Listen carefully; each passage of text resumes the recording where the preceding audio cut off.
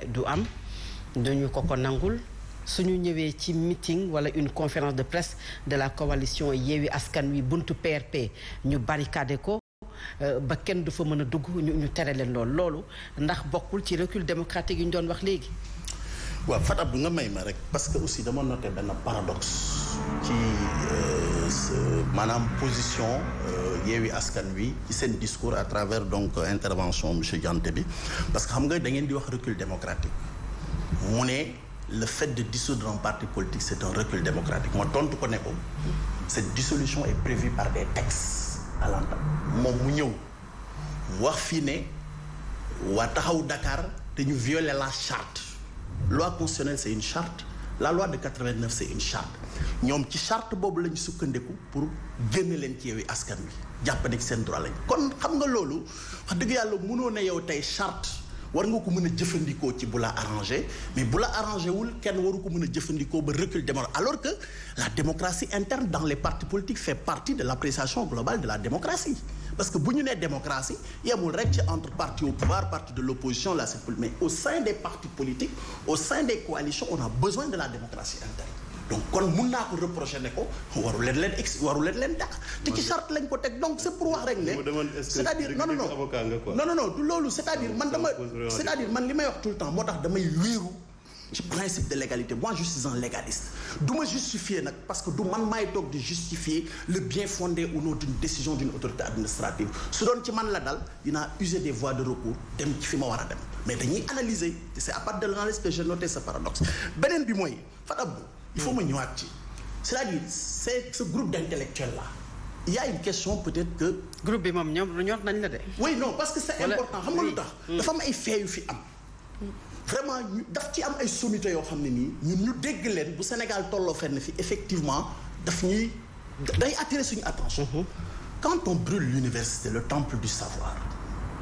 où le professeur Serigne Diop a formé des cadres de ce pays quand on brûle le CESTI fi ngeen génnee quand on brûle un bus boo xamee ne que ni ay nit ñoo ci lakk ba seey ay xale on n'entend pas ces intellectuels qui sont des Sénégalais on se pose des questions et on les entend pour on ne minimise pas parce que man souhaité wu ma kenn prison yàlla séddee na ko parce que 20 ans de bar def naa ko xam naa lan mooy prison man je suis un avocat de la défense c'est-à-dire booy xool booy évaluer moi j'ai plaidé beaucoup plus de dossiers de défense pour tirer des gens de la prison donc du ma souhaité kenn prison mais bu ñu nekkee ci réew aussi il faut que vraiment réew mi ñuy yemale lépp bu fekkee yow da ngaa jóg ne réew mi moo la ñor parce que da nga am jaar-jaar événement yu toll nii am bakkan le droit à la vie c'est le premier droit consacré par la déclaration universelle des droits reprise dans notre constitution ñaari bakkan ci et wax nañ ko ci lettre bi aussi oui non mais le droit à la vie de Ousmane Sonko xam nga cette missive là dafa xam nga événement yi bokkul nañ waxante dëgg ñaari mbir yu ñu war a séparer ci booy wax parce que bii da ngay condamner ay jëf yu ñaaw la sans nga tudd nit parce que enquête am na da nga ko war a condamner comme nii nga jël sa xalima bind donc loolu laa bëggoon wax beneen bi xëy na soo ma ko mayee c'est sur la maladie en fait sur la grève de la faim parce que grève de la faim sañ-sañ la man bokk naa ci ñi nga xam ne def naa déclaration à la radio pour lui demander c'est parce que demande rek nga ko mën a def sañ-sañam la parce qu'il y a des conséquences sur le plan sanitaire mais damay wax ne là aussi jàpp naa ne demuñu régler ji affaire bi sur le plan judiciaire te lépp yi am na tey est-ce que dégg nga ba ñuy wax ba tey ne la grève de la faim des détenus yi nekk ci prison bi dafa am conséquence ci seen état de santé ba tax ñu war a génn prison mais yoon am na lu mu leen may est-ce que dégg nga une requête de mise en liberté provisoire sur la base de l'incompatibilité de l'état de santé d'un détenu en grève de la faim à la prison donc man moo tax ma ne wax bi ci biti baax na mais il faut également bu ñu nekkee ci état de droit démocratie mais nañuy jëfandikoo les mécanismes qu'on nous donne. Ousmane Sonko def nañ ay recours. non man xaw ma tax mais dama ne ba léegi yéen journaliste ngeen man dégguma bokk ba léegi ñu ne il y a une demande de liberté provisoire basée sur un document médical par rapport à l'état de santé li may dégg rek mooy li ñuy génne ci presse bi naan nañ ko libérer parce que état de santé moo tax man dama waxoon ne je ne peux pas me prononcer sur des choses que je ne maîtrise pas xaw ma tey l'état de santé des détenus y compris Ousmane Sonko pour me prononcer mais je sais que le juge d'instruction su fekkee il a un dossier médical qui lui permet de constater que l'état de santé de X ou Y n'est pas compatible avec une détention en prison la loi am na ay prérogatives yu mu ko may loolu également il faut ñu koy bàyyi xel donc pour revenir maintenant à votre question xam nga Fat Abdou dama koy rappeler toujours soo waxee ñu ne da ngay rappeler principe yi c'est-à-dire que Sénégal la manifestation la marche a un régime particulier mooy leen c'est le régime déclaratif. soxlawuloo ngay dem di ñaan autorisation. ça c'est l'article 8. mais ce même article 8 de la constitution parce que constitution moo maye loolu droit constitutionnel ce même article 8 mais moo instauré ay limites man waxuma ko moom moo ne droit à la marche boobu boo koy def loi daf ko war a jëmmal ba pare may nañu sañ-sañ autorité administrative bi su fekkee y a des impératifs liés à l'ordre public. Voilà, moi c'est pas moi qui le dis le mot ordre public se trouve dans la constitution mais yemuñu foofu parce que xam nañ ne xëy na autorité administrative bi mën na jël une décision démesurée parce que état de droit aussi loolu la soo tegee ay mécanismes da ngay balancer aussi pour wut un régulateur le régulateur c'est le juge administratif moom lañ def ci diggante citoyens yi bëgg a marche ak l'autorité administrative ñu ne mais bu fekkee ne que tey l'autorité administrative est allée au-delà de ses prérogatives. yow maître ku lay dégg day jàpp ne c'est-à-dire on a une démocratie boo xam ne. ah mais oui lépp gongo parce que boo jiitee àq ak yelleef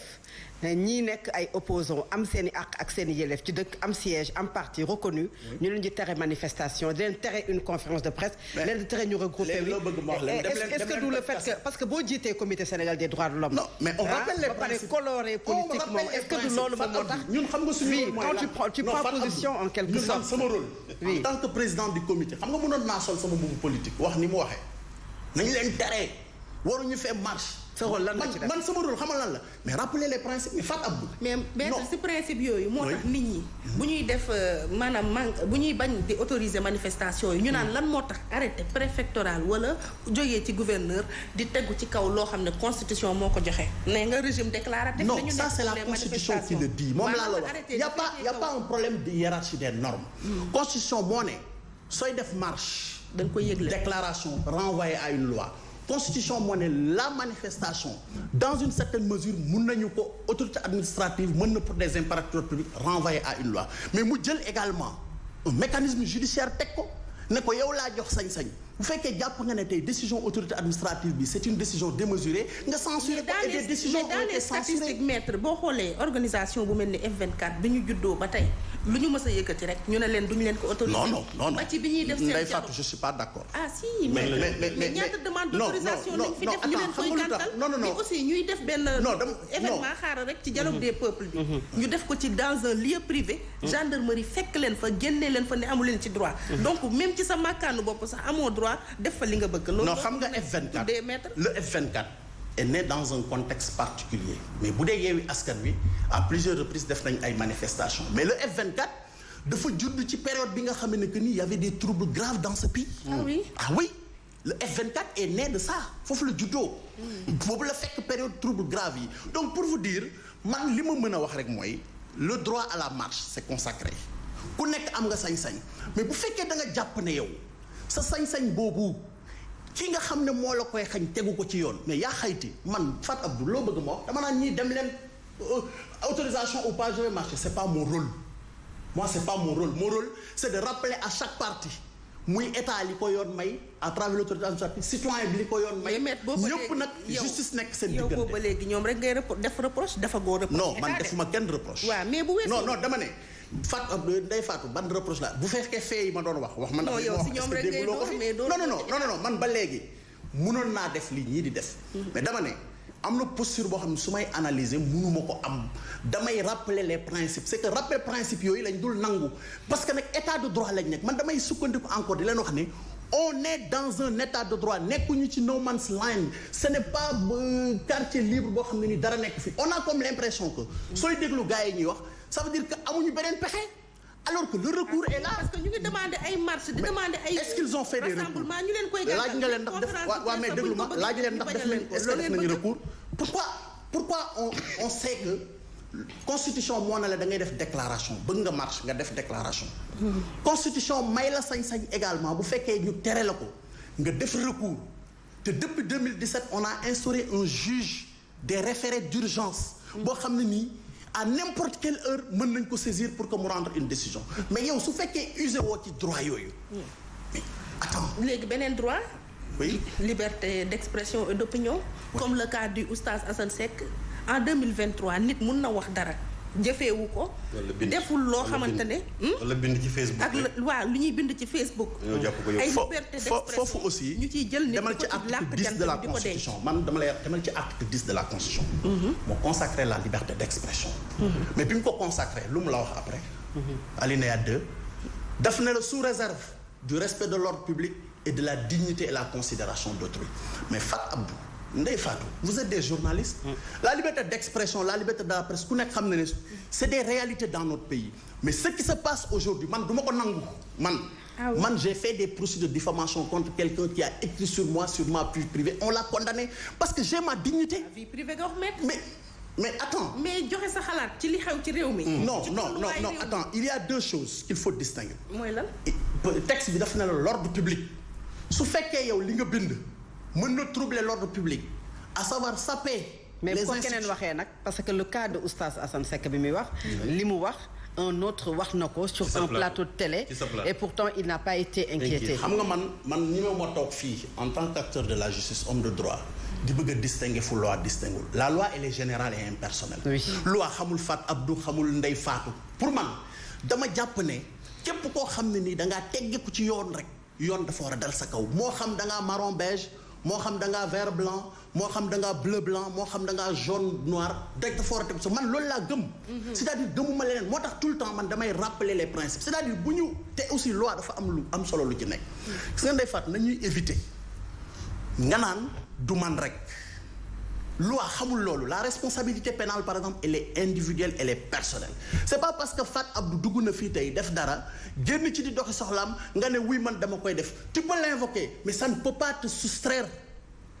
à la loi. mu dal ci sa kaw il faut aussi que ñu xam loolu parce que dans ce pays on a comme l'impression que tout le temps dañuy bëgg a chanter na loolu diw defoon na ko fi diw moi je fais tout pour être en phase avec la loi. merci beaucoup alors li ñu cëralee woon ci waxtu jeex na wala ji moom jeex na ñu ngi tëj alors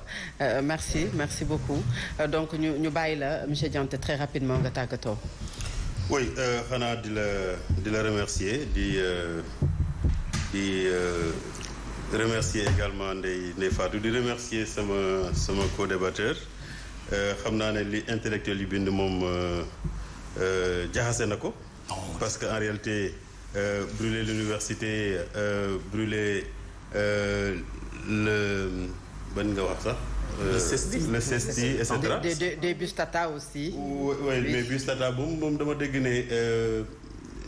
acte de terrorisme la chauffeur bi dafa am kuy ñëw ak flamme ki fekkeewul mbir mi mu ne ko cocktail molotov te nga xam ne cocktail molotov moom am na kuñ ko bàyyale Sénégal mais je veux dire que oui